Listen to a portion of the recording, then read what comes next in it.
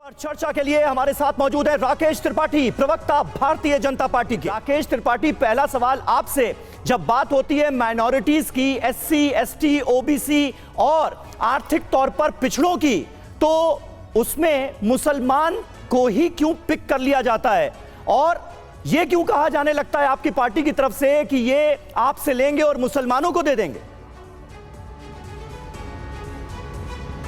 समीर भाई, ये भारतीय जनता पार्टी नहीं कह रही है, ये कांग्रेस ने अपना स्टैंड क्लियर किया है और कांग्रेस का ट्रैक रिकॉर्ड है इस तरह का।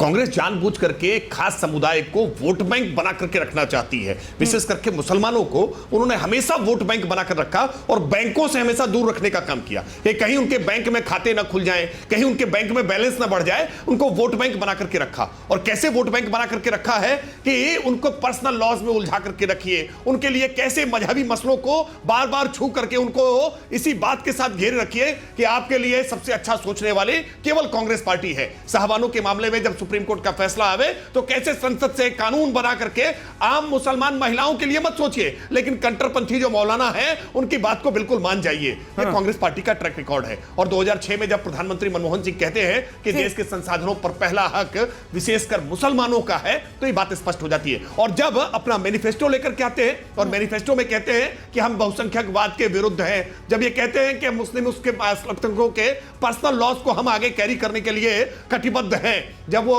राहुल गांधी अपने भाषणों में कहते हैं कि हम संपत्तियों का सर्वे कराएंगे और उसको मुसलमानों में जो उन तक हक नहीं मिल पाया है उसको मुसलमानों में बांटने का काम करेंगे, तो ये सारी बातें जितनी मैंने बताई ये सब कांग्रेस पार्टी। राकेश जी, आप बहुत अच्छे प्रवक्ता हैं, बहुत पढ़ लिख कर डिबेट में आते हैं, कितनी बार आप अपनी सरकार की तमाम उपलब्धियां गिनाते हैं, लेकिन ऐसा क्यों होता है कि जब चुनाव आता है तो फिर वही 80-20 की सियासत, वही हिंदू मुसलमान, ये नौबत क्यों आती है?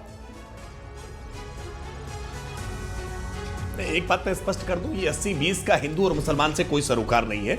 80% हमारे वोट परसेंटेज का टारगेट है। अच्छा। भारतीय जनता पार्टी 51% वोट पहले भी पा चुकी है और इसीलिए उत्तर प्रदेश के उप मुख्यमंत्री जी ने कहा है कि 100 में 60 हमारा है, बाकी में बंटवारा है और बंटवारे में भी हमारा है। जब वो ये नारा लगाते हैं तो वो 80% वोट परसेंटेज पाने की बात कर रहे होते हैं। अब इसको देखने वाले लोग अपने अपने नजरिए से हिंदू और मुसलमान की व्याख्या करने लगते हैं तो अलग बात है, लेकिन हम ये जानते हैं कि आज 4 करोड़ जो पक्के आवास हमने दिए हैं ना, उसमें 27% से ज्यादा हिस्सेदारी मुसलमानों की है। तो मुसलमानों के लिए किसी योजना में कोई भेदभाव हमने किया नहीं। हमने तो सबका साथ, सबका विकास, सबका विश्वास और सबका प्रयास केवल कहा नहीं है बल्कि करके दिखाया है। लेकिन कुछ लोग केवल मुसलमानों के भावनात्मक मुद्दों को उनको छेड़ करके, उनके बारे में इस तरह की बातें करके उनका वोट हथियाना चाहते हैं, उनके वोट बैंक बनाना चाहते हैं। कौन सा भावनात्मक मुद्दा छेड़ रहे हैं राकेश जी? परवाह कभी नहीं की, लेकिन हमने तो महिलाओं के खाते खुलवाने का काम किया। नहीं, आप कौन सा भावनात्मक मुद्दा छेड़ रहे हैं जब आप ये कहते हैं कि भाई आपसे मंगलसूत्र लिया जाएगा, सोना चांदी लिया जाएगा, मुसलमानों में बांट दिया जाएगा, तो ये कौन सा भावनात्मक मुद्दा है? और आप जो कह रहे हैं 80-20 को लेकर, क्या ये मुद्दा इसीलिए छेड़ा गया है, एक तुर्रा छोड़ दिया गया, जिसको समझना है समझ जाए?